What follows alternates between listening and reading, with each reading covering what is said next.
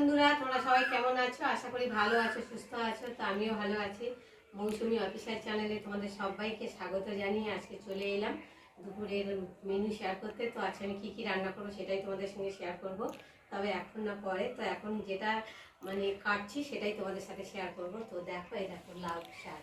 তো দেখো, গাছ থেকে পেরে নিয়ে এসেছি। আর গাছটা তোমাদের কি দেখাবো, বাইরে এত রোদ, তো রোদে দেখানো যাচ্ছে না। যাই হোক, আমি কেটে নিয়ে এসে তারপর তোমাদেরকে দেখাচ্ছি। আর এই দেখো, এখানে দেখো কত ছোট ছোট এই দেখো লাউ হয়েছে। আর অনেকই হচ্ছে এরকম ছোট ছোট, আবার পচে যাচ্ছে, নষ্ট হয়ে যাচ্ছে লাউগুলো।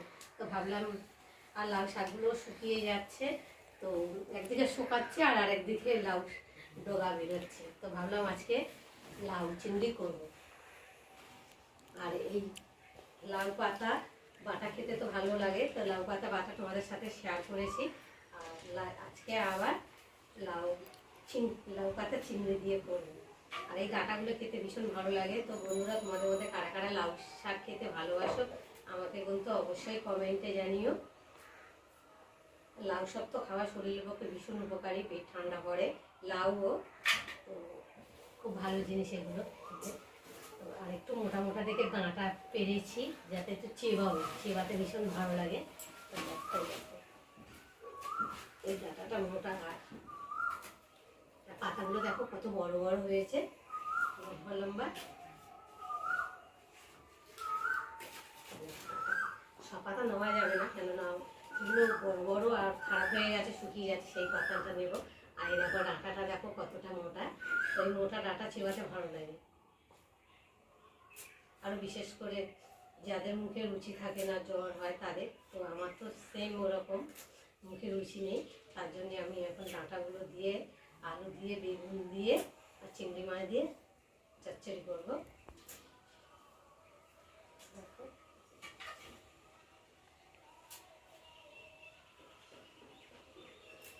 তো গতকালকে লাউ শাকের বাটা করেছিলাম, সেটাই তোমাদের সাথে শেয়ার করেছিলাম।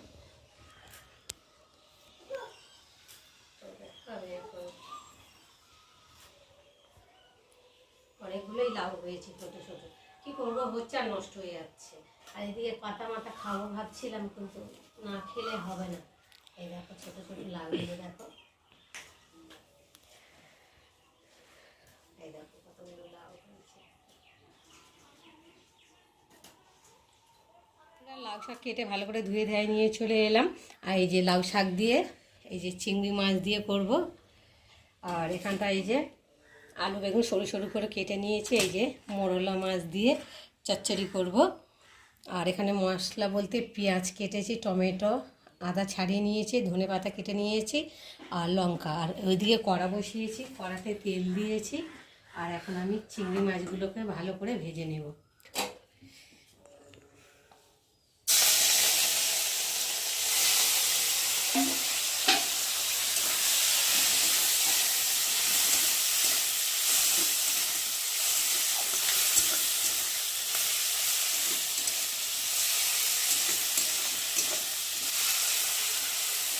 চিংড়ি মাছগুলো একটু ভালো করে চিংড়ি মাছগুলো ভালোভাবে ভাজা হয়ে গেছে লাল লাল করে, দেখো। আর এখন আমি চিংড়ি মাছগুলোকে তুলে নেব।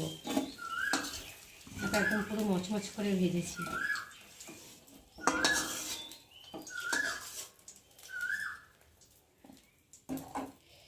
আর এখন একটু কড়াতে তেল দেব।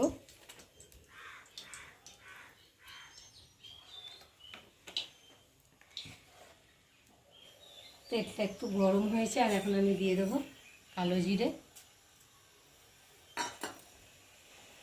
কালো জিরেটা একটু ভালো করে ভেজে নেব।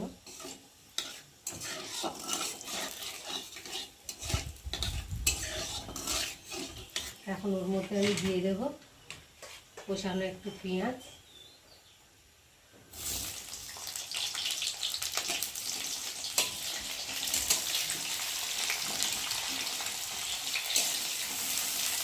পেঁয়াজটা একটু ভালো করে ভেজে নেব।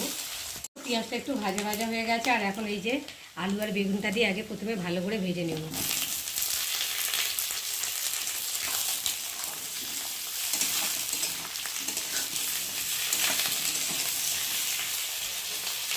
আর দিয়ে দেবো কটা কাঁচা লঙ্কা, আর দিয়ে দেবো পরিমাণ মতো নুন। দিয়ে সবজিটাকে একটু ভালো করে ভেজে নেব।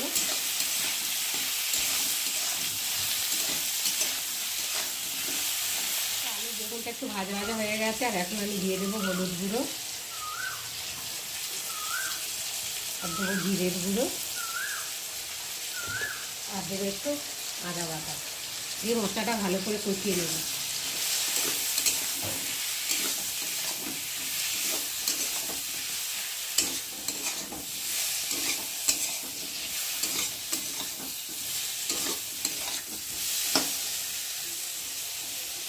মশলাটা ভালোভাবে কষিয়ে নেব, আর এর মধ্যেই দিয়ে দেবো ভেজে রাখা চিংড়ি মাছ দিয়ে একটু ভালো করে কষিয়ে নেব। এখন মশলাটা ভালোভাবে কষিয়ে নিয়েছি, আর আলু বেগুনগুলো কত সুন্দর ভাজা হয়েছে, আর দারুণ একটা গন্ধ ছেড়েছে। আর এখন আমি দিয়ে দেবো লাউ শাক।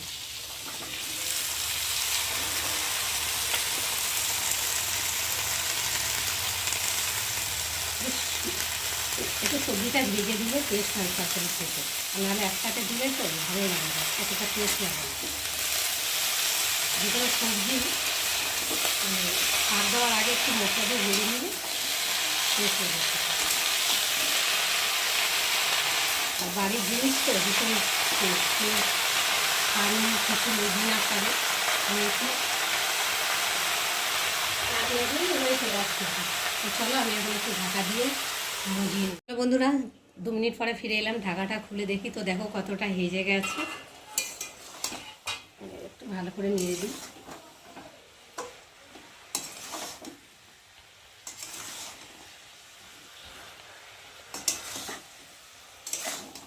দেখো একটু জলও ওঠে, লাউ হলে জল উঠে ভর্তি হয়ে যেত, লাউ হয়ে জল ওঠে, লাউ শাকে অতটা জল ওঠে না।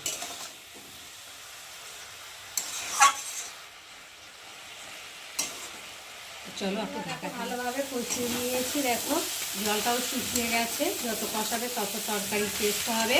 আর এখন আমি দেখো এর মধ্যে অল্প জল দিয়ে দেবো, কেননা ডাঁটাটা সেদ্ধ হবে তো তার জন্যে।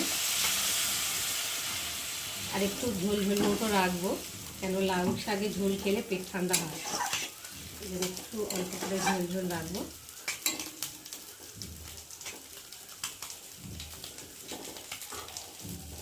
চলো এখন আমার লাউটাও তৈরি হয়ে গেছে, আর ডাঁটাগুলোও সেদ্ধ হয়ে গেছে, আর আলুগুলো সেদ্ধ হয়ে গেছে। আর এখন আমি নামিয়ে নেব।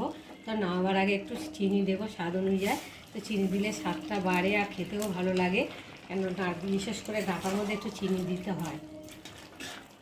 দিয়ে চিনিটা দিয়েছি, আর একটু আমি ফুটিয়ে নেব। তো চলো চিনিটা একটু গলে যাক, তারপরে আবার দেখো।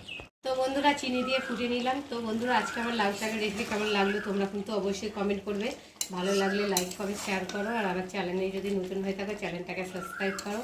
তো আবার তোমাদের সঙ্গে দেখা হবে পরের ব্লগে, ততক্ষণ তোমরা তোমাদের খেয়াল রাখো, তোমরা আমার চ্যানেলটাকে সাবস্ক্রাইব করতে থাকো, আর আমি এদিকে তরকারিটাকে ঢালতে থাকি।